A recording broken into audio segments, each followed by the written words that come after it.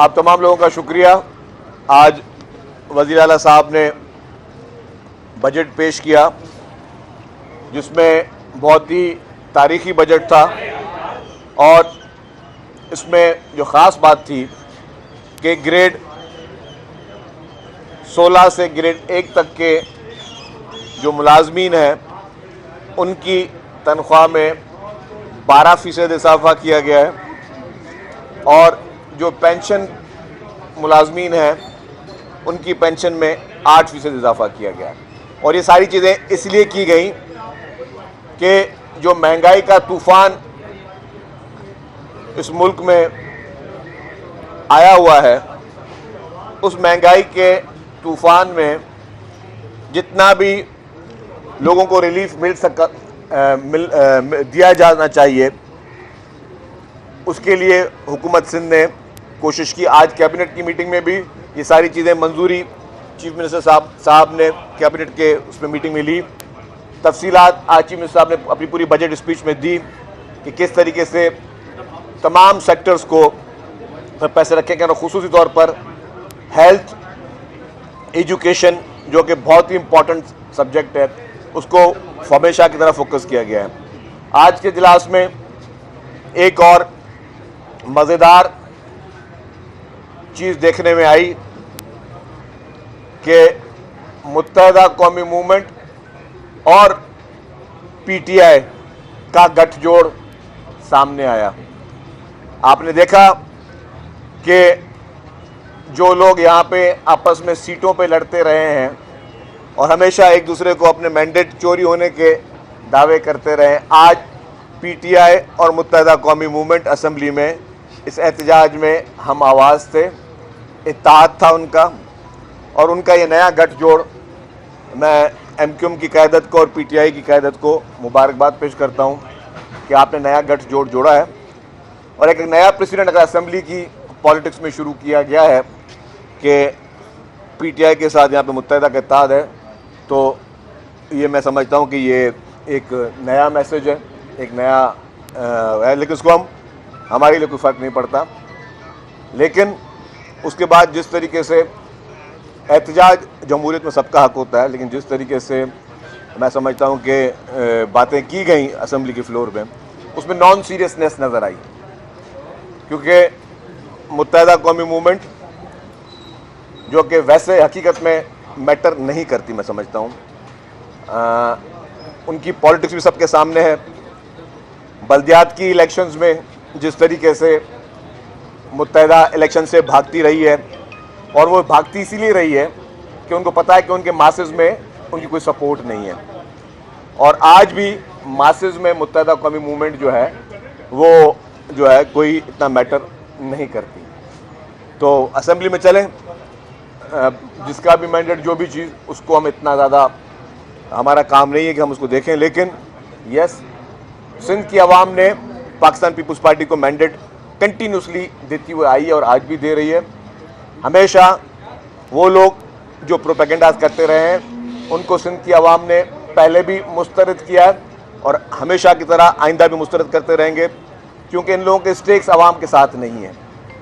इन लोगों के स्टेक्स जो हैं वो उनकी पुरानी सियासत में है। जो पुराने जिस तरह की तर्ज की सियासत उन्होंने इस शहर में की है, वो पीपल्स पार्टी ने इनकी ख़त्म कर दी है। पीपल्स पार्टी ने शहर कराची में गुंडागर्दी, बोरी बंद लाशें, बदमाशी, भत्ताखोरी और खालों पे सियासत, ये सारी पीपल्स पार्टी ने उसका ख़ात्मा कर दिया है। तो मैं समझता हूँ आज उसकी फ्रस्ट्रेशन थी जो मुत्तहदा कौमी मूवमेंट की तरफ से सामने आ रही थी, वो फ्रस्ट्रेट थे अपने उस तर्ज सियासत से। इसीलिए ही उन्होंने आज जो है ये जो असेंबली में नाज़ेबा किस्म का एहतजाज करना था, किसी बजट पे करते, और प्री प्लान था। जो ये कह रहा है मैं बात करने नहीं दी गई, ये भी कल भी मैंने एक बड़े चैनल पे देखा कि रात को 12:30 बजे टिकट सेलेक्ट दी गई, क्यों आज एहतजाज करते भले करते। फिर वो जो ईरान पे हमले का जो बहाना बनाकर उन्होंने जो आज ड्रामा करने की कोशिश की, मैं समझता हूँ वो एक्सपोज हो गए। पीपल्स पार्टी करारदाद लेके आई, चीफ मिनिस्टर साहब ने करारदाद को पेश की और वो पास हुई यूनानिमसली, और आपने देखा कि उसको हमने कंडेम किया। चीफ मिनिस्टर साहब ने अपनी स्पीच की शुरुआत ही ईरान पे जो इसराइल का बुज़दिलाना हमला हुआ है। अपनी स्पीच की शुरुआत ही चीफ मिनिस्टर साहब ने उससे की, और फिर जैसे इजलास एक लॉज हैं कि बजट इजलास में और कोई कार्रवाई नहीं होती तो इजलास को ख़त्म करके और एक ही मिनट के बाद दोबारा इजलास बुलाया गया और उस इजलास को बुला के इसकी ये करारदाद लाई गई। तो हम समझते हैं कि हम मुस्बत सियासत को सबको करने का हक है, लेकिन जो लोग उस तर्ज सियासत के हमेशा कायल रहे हैं, जो नेगेटिव पॉलिटिक्स हमेशा करते हुए आए हैं, जो हमेशा गुंडागर्दी की पॉलिटिक्स करते हुए आए हैं, उनके लिए ये पैगाम है कि गुंडागर्दी से पहले भी हम कभी नहीं डरे थे। जब आपके पहले कायद थे जिनका वाकई में खौफ हुआ करता था, जिनको आपने छोड़ दिया, तो हम पहले भी कभी गुंडागर्दी से नहीं डरे, और आज भी आपने जो गुंडागर्दी करने की कोशिश की हम उससे भी नहीं डरते। और इन फ्यूचर भी मुत्तहिदा के लिए मैसेज है कि अगर आपने पॉलिटिकल बातें करनी है, सियासी बातें आप करें, लेकिन अगर आपने बदमाशी या इस तरह की गुंडागर्दी करनी है तो गुंडागर्दी ना आपको पहले कभी हम आपके उसके रोब में आए, ना आइंदा कभी आपको रोब में लाने देंगे। नासिर शाह साहब बात करें। हमीद सुमरो साहब, आपने बिल्कुल सही सवाल किया कि MQM के पास रियल मैंडेट होता, अगर वाकई कराची के लोगों की नुमाइंदगी करते, तो जब 3.2 बिलियन K4 के लिए रखे थे उस वक्त नेशनल असेंबली में चिल्लाते।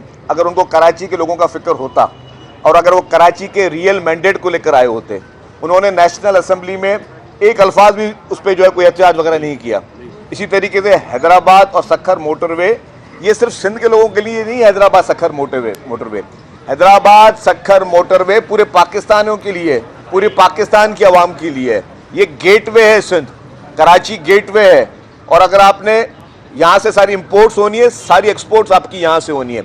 अगर उस पर भी मुत्तहिदा कौमी मूवमेंट खामोश रही पपेट की तरह, और पपेट की तरह उन्होंने रिएक्ट किया नेशनल असेंबली में और बिल्कुल उनकी क़यादत, तो ये अब MQM मैं समझता हूँ एक्सपोज होती जा रही है, जो कि कराची के इशू पे अगर खामोश रही है। और यहाँ पे आज अभी बजट स्पीच शुरू नहीं हुई है, वो पहले से ये अपने प्ले कार्ड लेके हुए आए थे, और जो भी इन्होंने आज गैर अखलाकी तौर पे मैं कहूँगा कि इन्होंने काफ़ी गुफ्तगू वहाँ पे की, तो मैं समझता हूँ कि इससे ये बात आया हो गई है कि they are not real representative of the people of Karachi, और इसीलिए उनका कोई इंटरेस्ट भी नहीं है।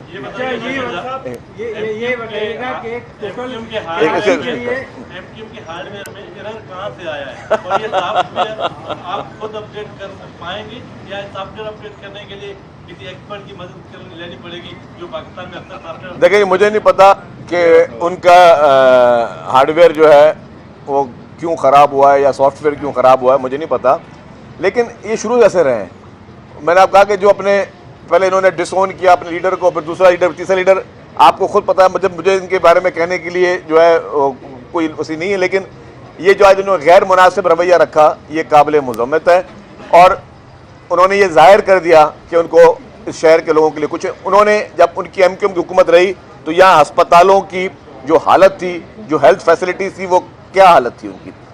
इन्होंने अपने दौर में जिस तरीके से तर्ज हुक्मरानी इनका रहा है, वो आपने देखें कि वही इदारे आज दिन तक अपने पैरों पर खड़े नहीं हो सके, तो वो MQM की ही मेहरबानी थी। और आज भी मैं समझता हूँ कि जो उनका रवैया है गैर संजीदा है, और वो किसी और को तकलीफ नहीं पहुँचा रहे, वो कराची के लोगों को तकलीफ पहुँचा रहे हैं। झूठा या जैसा भी मैंडेट उनके पास है, फिलहाल तो वो रिप्रेजेंटेशन दे रहे हैं ना, तो अगर वो इस तरीके का मैंडेट MQM उसको भी तौहीन कर रही है, और नेशनल असेंबली में जिस तरीके से उन्होंने खामोशी इख्तियार की, इससे बेहतर था कि नेशनल असेंबली में MQM के MNAs इस्तीफा दे देते।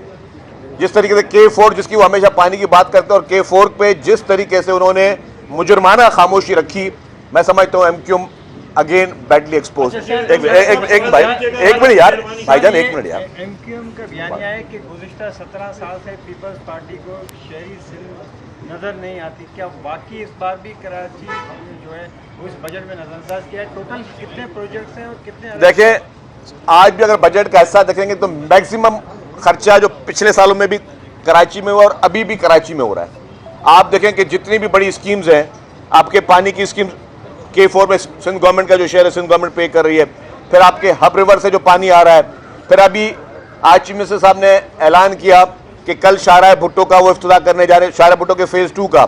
शाहराह भुट्टो अब जो है कायदाबाद तक जाएगा, उसको कल चीफ मिनिस्टर साहब इफ्तिताह करने जा रहे हैं। कल।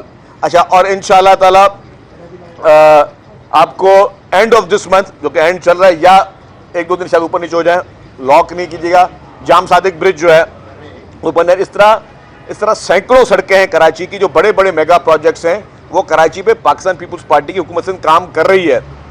सॉलिड वेस्ट का हमेशा इशू होता था, आपने देखा कि जिस तरीके से billions of rupees solid waste management पे हुकूमत सिंध खर्च कर रही है, अब कराची का कचरा उठना मतलब बहुत, मैं समझता हूं कि अगर 100% नहीं तो 80-90% कराची का जो है ये कंप्लेंट भी खत्म हो गई। तो हुकूमत सिंध ने फुल फोकस किया और इस तरह की बेशतर स्कीमें।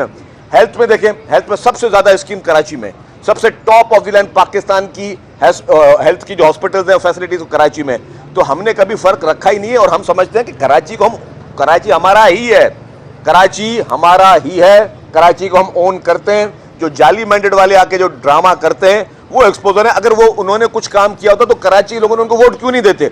अगर एमक्यूएम, जो आप यही सवाल करने वाले थे, मैं समझ रहा हूं कि अगर एमक्यूएम जो है, अगर एमक्यूएम को लोगों ने मैंडेट दिया होता तो एमक्यूएम जो है वो इलेक्शन हकीकी तौर पर जीतती। बलदियाती इलेक्शन से भागते ही नहीं, डर के, जिस तरह वो बलदियाती से भागे तो उसको एमक्यूएम एक्सपोज हो रही जा रही है।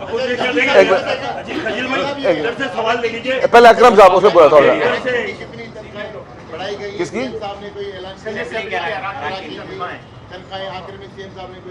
देखिए असेंबली के अराकीन तनख्वाहों की बात नहीं थी, आपने अगर गौर सुनाओ, ग्रेड 1 से ग्रेड 16 तक तमाम मुलाजमीन की तनख्वाह जो है वो 12% बढ़ाई गई है और 17 एंड अबव वो 10% रखा गया है। अच्छा जी, आ रही साहब, ये अपोजिशन लीडर का कहना है आपने 16-17 साल में सिंध के शहरी इलाकों को बेहद नजरअंदाज किया, ना बिजली है, ना पानी है, ना गैस है, और खंडरात बना दिया। अच्छा मेरी बात सुने भाई, तो मैंडेट हमें क्यों मिल रहा है? मेयर कराची भी हमारा है, ठीक है ना, और सीटें भी हम जीत रहे हैं, उनको मैंडेट क्यों नहीं मिल रहा?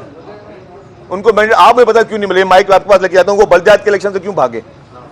कुछ चंद माह पहले बलदियात क्यों भागी? वो क्या डर था, वो क्या खौफ था? तो आप बताओ ना भाई।